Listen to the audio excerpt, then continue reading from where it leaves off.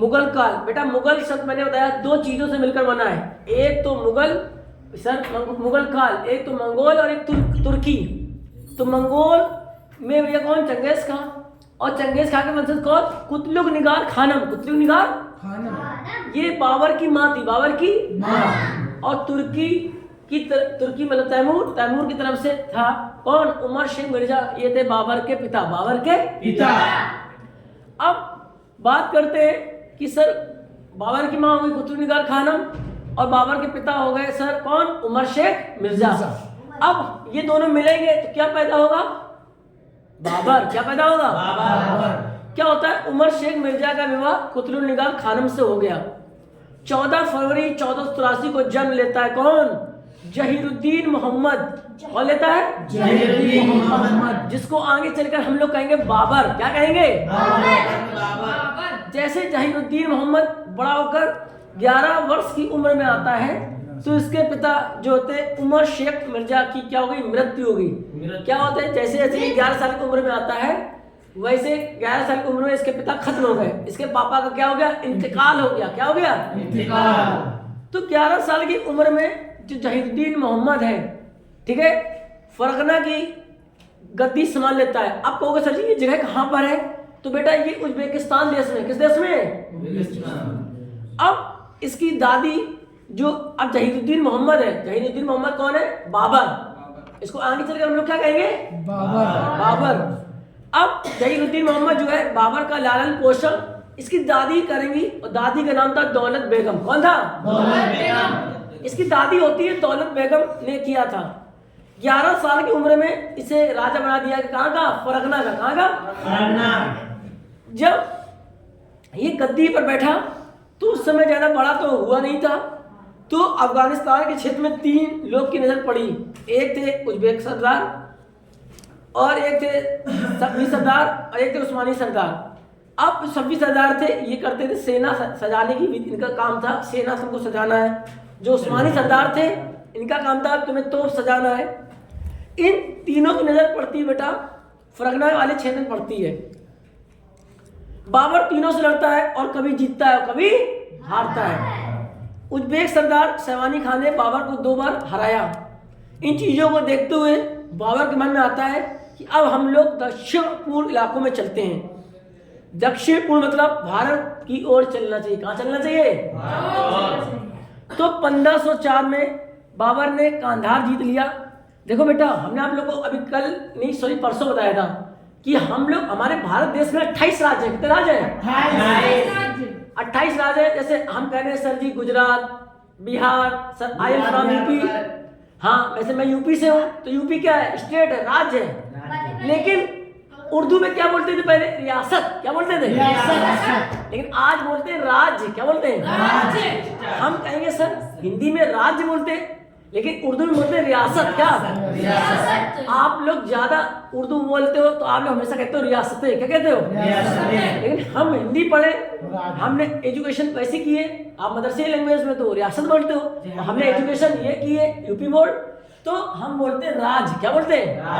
मतलब स्टेट। तो क्या होता है 1506 में फिर बाबर ने काबुल जीत लिया। 1507 में काबुल जीतने के बाद 1507 में कह रहा हूँ अब चल रहा है 2024 1507 में काबुल जीतने के बाद बाबर ने अपनी पैतृकवादी मिर्जा को त्याग दिया और उसके स्थान पर उपाधि ले ली बादशाह। क्या ले ली? बादशाह। बाबर ने भारत पर जिस समय आक्रमण किया था उस समय भारत में बंगाल, मालवा समझते हो किसे कहते हैं? जी। उज्जैन को किसको कहते हैं? उज्जैन को। ठीक है। तो यहाँ मध्य प्रदेश में कौन है? अरसलान है ना। तो पहले क्या नाम है पहले बोलते थे हम लोग मालवा, लेकिन अब बोलते हैं क्या? मध्य प्रदेश। गुजरात, सिंध, कश्मीर, मेवाड़, दिल्ली, विजयनगर, बहमनी रियासतें ये थी। सब स्वतंत्र रियासतें थी। इन लोगों के पास अपना अलग अलग राजा था। सबके पास क्या था? अपना अलग अलग राजा था। तो बाबर ने अपनी आत्मकथा में बंगाल, दिल्ली, मालवा, गुजरात, बहमनी राज्यों को शामिल किया और 5 मुस्लिम राज्यों को शामिल किया। हमें बंगाल, दिल्ली, मालवा, गुजरात, बहमनी इनसे खतरा हो सकता है, तो 2 हिंदू शासक मेवाड़ में विजयनगर से खतरा हो सकता है। तो बाबर ने अपनी आत्मकथा, देखो कोई बता सकता है बाबर की आत्मकथा का नाम क्या था? बाबरनामा। बाबर की बाबरनामा। तो कि मेरे समकालीन या उत्तर भारत या भारत के समकालीन सबसे शक्तिशाली राजा कृष्णदेव राय था। इब्राहिम लोदी ने अपने घर वालों को निकाल कर फेंक दिया था। इब्राहिम लोदी के विरोधी एक तो पंजाब के गवर्नर महमूद लोदी और इब्राहिम लोदी का चाचा आलम लोदी। इब्राहिम लोदी और राणा सांगा के बीच 1518 में खतौली का युद्ध हुआ था। इसमें राणा सांगा जीता, तो उसमें राणा सांगा जीता तो, लेकिन उसने अपना बायां हाथ खो दिया था। मेवाड़ का राजा राणा सांगा, इन तीनों को इब्राहिम लोदी से छुटकारा चाहिए था। इन तीनों ने इन्विटेशन भेजा बाबर को, आप यहाँ पर आइए, हम लोग आपको बहुत सारा धन देंगे, इब्राहिम लोदी को मारिए और यहाँ से चले जाइए और रियासत हम लोगों में बढ़ जाएगी। रियासत मतलब राज्य जी। तो बाबर वैसे ही भारत आना चाहता था। वो 3 सरदार परेशानी कर रहे थे उसे, लेकिन बाबर इन तीनों सरदारों से हारा था। उतना इसे यहाँ से एक्सपीरियंस दिया था, जैसे तोप सजाने की विधि उस्मानियों से गढ़ की थी, तुगलक नीति द्विवेकों से ली थी, सेना सजाने की नीति सफवी सरदार से ली थी। तो सारा एक्सपीरियंस इन तीनों से उसने इब्राहिम लोदी पर छोड़ दिया। बाबर ने पानीपत के युद्ध से पहले बाबर ने भारत पर कुल 4 हमले किए थे और पानीपत का युद्ध मिला लिया जाए तो कुल 5 हमले किए थे। तो ये पूरी कहानी कहाँ लिखी है? एक बुक का नाम है तुजुक ए बाबरी और बाबरनामा को बता रहे हैं। कुछ विद्वानों ने कहा कि बाबर ने पानीपत से पहले 5 हमले किए थे। ठीक है, याद रखिएगा। बाबर का पहला हमला बाजौर पर किया था, पाकिस्तान में। सर ये जगह कहाँ है हमारी? पाकिस्तान में। 1519 में और बाजार पर हमला करने के बाद भेरा का किला इसने जीत लिया था। जैसे वो आगे बढ़ता वैसे ही उज्बेक सरदार शेरवानी खां आगे बढ़ने लगा, तो बाबर को पीछे हटना पड़ा। अब तो बाबर भारत में प्रवेश कर ही नहीं पा रहा था। लेकिन अब 3 भाई साहब पंजाब, चाचा, मेवाड़ ने बाबर को बुला लिया और बाबर को बुलाया तो बाबर को मौका मिला। तो इन तीनों ने कहा, बाबर मैं तुम्हारी सहायता करूंगा। लेकिन कुछ समय पहले राणा सांगा बाबर की मंशा जान गया। अरे यार, बाबर का मकसद हम तीनों की मुसीबत इब्राहिम लोदी को समाप्त करना नहीं है। बाबर इन तीनों सरदारों से परेशान होकर बात आना चाह रहा था। जब ये बात राणा सांगा को पता चल गई तो राणा सांगा ने अपनी सेना जो बाबर को दी गई थी वो वापस बुला ली, जिससे बाबर को आ गया गुस्सा। बाबर ने कहा, ठीक है भाई साहब, कोई दिक्कत नहीं, बस मैं इब्राहिम लोदी को हरा लूं, अगला हमला मैं तुम्हारे ऊपर ही करूंगा। इस प्रकार से बाबर ने अपनी सत्ता स्थापित की और जिन्होंने इसकी सहायता की थी उसी को बाबर ने मारना शुरू किया। बाबर ने पहली बार तोप खाना या बारूद का प्रयोग बाजौर का युद्ध करते समय किया था, लेकिन भारत पर पहली बार तोप खाना या बारूद का प्रयोग पानीपत के प्रथम युद्ध में किया था। पानीपत का प्रथम युद्ध 21 अप्रैल 1526 को हुआ था। यह युद्ध बाबर और इब्राहिम लोदी के बीच होगा। माना जाता है इब्राहिम लोदी 1.5 लाख की सेना थी और बाबर के पास 26,000 की सेना थी। बाबर और इब्राहिम लोदी की सेना का अनुपात आरसीवाद लाल के अनुसार 1:2 था। इस युद्ध में बाबर जीता था, तो बाबर की जीत का कारण तोप खाना और प्लस कुशल सेनापति था।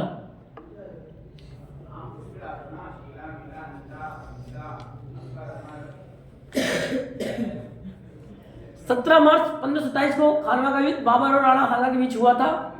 इसमें बाबर जीता। बाबर ने जिहाद नारा दिया था और जीत के बाद गाजी की उपाधि ली थी। जब ये 3 बाबर से हार करके भाग गए तो बचा ये मेदिनी राय।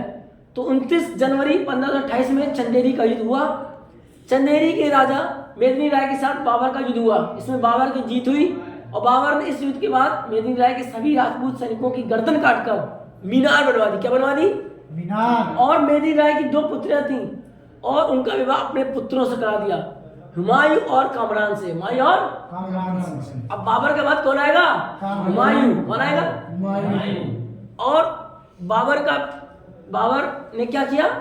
मेदिनी राय की 2 पुत्रियां थी और उनका विवाह अपने 2 पुत्रों से करा दिया। बाबर के 2 बेटे सब एक साथ बोलो, हुमायूं, कामरान। बाबर के कितने बेटे? 2। पहला हुमायूं, दूसरा कामरान। फर्स्ट हुमायूं, दूसरा कामरान। सबको याद हो गया?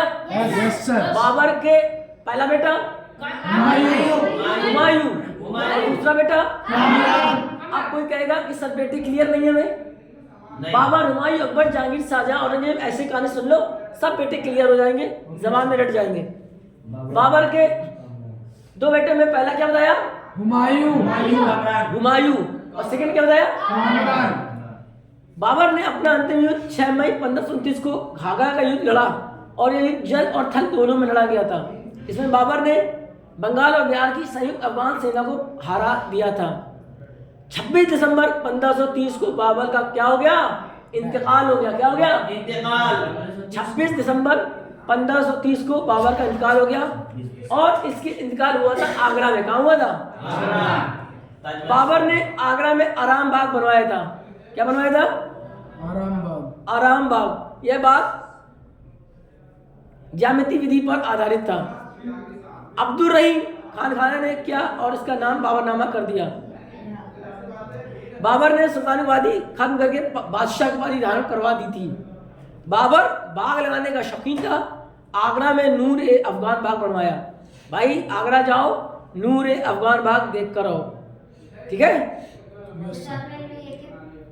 बाबर की अंतिम इच्छा थी उसको आगरा के आराम बाग में ना दफनाया जाए, उसे काबुल के मनमोहक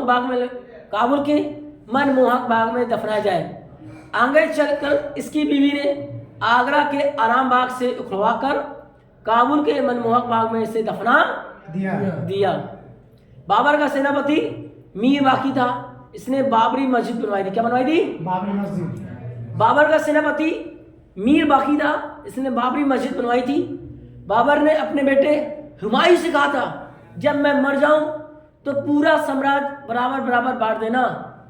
हुमायूं ने दिल्ली, आगरा अपने पास रखा, साथ ही साथ पंजाब भी अपने पास रख लिया। कामरान को कांधार दे दिया था और काबुल दे दिया था। पंजाब को लेकर हुमायूं और कामरान के बीच लड़ाई आती है। जो बाबर के दो बेटे थे, बाबर ने कहा था कि बेटे दोनों लोग बराबर बराबर संपत्ति को बांटना, लेकिन हुमायूं ने क्या किया, अपने भाई को अपने पास तो रखा सर, दिल्ली रखा, आगरा रखा, ठीक है, पंजाब रखा, लेकिन अपने भाई कामरान को क्या कह दिया था? सर क्या क्या दिया था? काबुल। क्या दिया था? काबुल और कांधार। तो पंजाब को लेकर हुमायूं और दोनों भाइयों में क्या हो गई? पंजाब को लेकर हुमायूं और कामरान के बीच लड़ाई हो जाती है। हुमायूं जारी होता है तो फिर यह पंजाब कामरान को दे देता है। अस्करी को संभल मिल जाता है, हिंदाल को मेवात मिल जाता है। अब ये भी क्लियर होना चाहिए, हुमायूं के टोटल बेटे को बता सकता है कितने बेटे थे? 2 नहीं, 4 बेटे थे टोटल। कितने बेटे थे? 4। सब लोग एक साथ बोलेंगे, हुमायूं कितने बेटे थे? 4। हुमायूं के टोटल 4 बेटे थे। नंबर 1 बोलो, हुमायूं। नंबर क्या चीज? नहीं, सॉरी बेटा, बाबर के टोटल 4 बेटे थे। बाबर के टोटल 4 बेटे थे। नंबर 1 कह रहा हूँ, बोलो हुमायूं। नंबर 2 बोलो कामरान। नंबर 3 अस्करी। नंबर 4 हिंदाल। देखो बस पूरा अच्छे से बाबर, हुमायूं, अकबर, जहांगीर, शाहजहां, औरंगजेब अच्छे से सुन लो, अच्छे से क्लियर हो जाएगा। बाबर के टोटल कितने पुत्र थे? 4। बाबर के टोटल 4 बेटे थे। पहला बेटा था हुमायूं। क्या? Second Kamran, third Askari, 4th था हिंदाल। क्या था?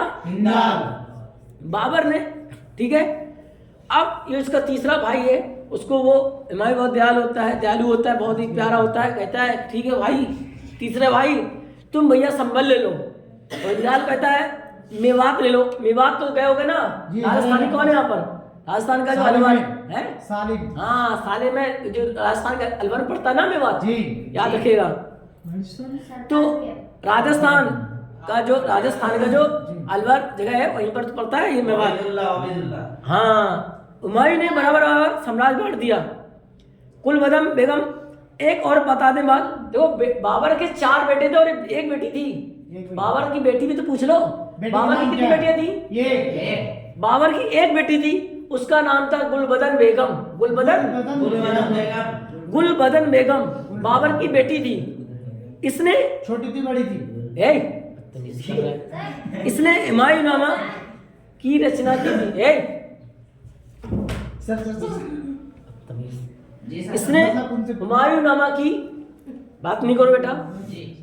इस हुमायूंनामा में अपने इसने आधा जीवन अपने पिता बाबर का लिखा है। जो इसने लिखा ना हुमायूंनामा, इसमें अपने पापा के बारे में सब कुछ लिखा है, और आधा जीवन अपने भाई हुमायूं के बारे में लिखा है। ठीक है, हुमायूंनामा हमारी किस में लिखी गई? फारसी में लिखी। किस में लिखी गई है? फारसी। आराम से बेटा, आराम से। Okay sir. जो हुमायूंनामा है फारसी भाषा में लिखी गई। किस में लिखी गई है? फारसी में। और फारसी आपको पढ़ाते हैं शेख रज़ाउल्लाह साहब पढ़ाते हैं? नहीं पढ़ाते। अब बात करते हैं भाई, बात मत करो। मुगल काल में चित्रकला की शुरुआत भैया करता है कौन? हुमायूं। क्या हुआ? हुमायूं। अब एक बात बताओ, जब भैया सोच समझ के बताना, जब अब बाबर खत्म हो गए, अब गद्दी पे बेटा तो बैठेगा जी, कि कोई और बैठेगा? नहीं, बेटा बैठेगा, बड़ा बेटा बैठेगा। हाँ माशाल्लाह, तो भाई यासीन बहुत अच्छा है। तो अब क्या होता है, बाबर की होगी मृत्यु, बाबर का इंतकाल हो गया, बाबर दुनिया से चले गए। तो 4 दिन बाद क्या होता है? 4 दिन बाद हुमायूं 30 दिसंबर 1530 को, ठीक है, कहाँ बैठा दिया गया? इसको गद्दी में बैठा दिया गया, सिंहासन में बैठा दिया गया। किसको? बाबर के इंतकाल के 4 दिन बाद हुमायूं को सिंहासन में बैठा दिया गया। आगे सुनो। मुगल काल में चित्रकला की शुरुआत हुमायूं के समय से शुरू हुई। याद रखना, जो चित्रकला जो हम लोग बनाते हैं ना, चित्र बनाते हैं ना, चित्रकला होती है। हाँ देखो, ये जो चीज है, ये जो हम लोग बोलते हैं वास्तुकला, हस्तशिल्प, ये क्या चीज है बता सकते हो बेटा अहमद जी? ये जो हमारा ऐसे बात कर ले, जो अंकन होता है, अंकन का ये मुख्य उद्देश्य क्या होता है? तो बता सकता है अंकन का ये मुख्य उद्देश्य क्या है? अंकन का नहीं पता, चलो मैं ही बताता हूँ, टाइम लॉस कर रहे हो सब। बेटा नसीम सीधे बैठो, अगर मैं आ गया तेज मारूंगा, रोते रहोगे। याद रखो बेटा, अंकन का मुख्य उद्देश्य, बेटा अंकन का मुख्य उद्देश्य ये कहा गया है कि जो हस्तशिल्प है, अब बहुत से हस्तशिल्प क्या होता है?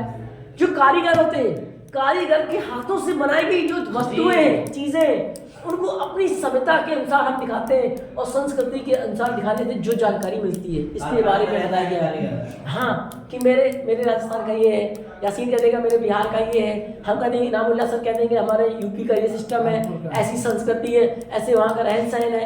समझ में आया सर? तो वही कह रहा, मुगल काल में चित्रकला की शुरुआत हुमायूं के समय से शुरू हुई। मुगल काल में हुमायूं एक ज्योतिषी था, जो 7 दिन में 7 रंग के कपड़े पहनता था। 7 दिन में 7 रंग के कपड़े पहनता है बेटा। अरे ऐसी समझ लो, अगर मंडे उसने ब्लू पहना, तो ट्यूसडे पिंक पहन लिया, फ्राइडे वेडनेसडे व्हाइट पहन लिया, सैटरडे ब्लू। हुमायूं ने अपना पूरा जीवन एक नगर बसाने में लगा दिया। दीन ए पनाह नगर की स्थापना दिल्ली में की। कौन सी? दिल्ली में की। हुमायूं के 2 बड़े दुश्मन थे। शुरुआती दौर में बाबर का एक मंत्री था निजामुद्दीन अली खलीफा। इसने बाबर के बहनोई मेहदी ख्वाजा को बैठाने की कोशिश की। बेटा